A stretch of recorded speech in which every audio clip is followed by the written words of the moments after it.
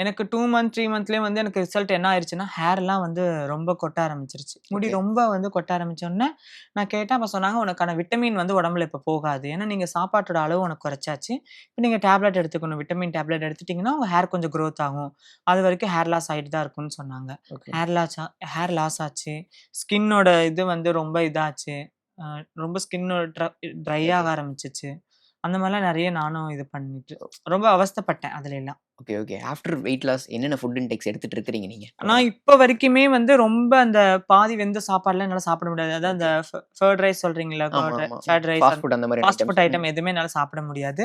நான் இப்ப சாப்பிடுறதெல்லாம் அந்த குருண அரிசியில ஓகே. கஞ்சி சாப்பிடுறது, ஆ ஓட்ஸ் கஞ்சி சாப்பிடுறேன்.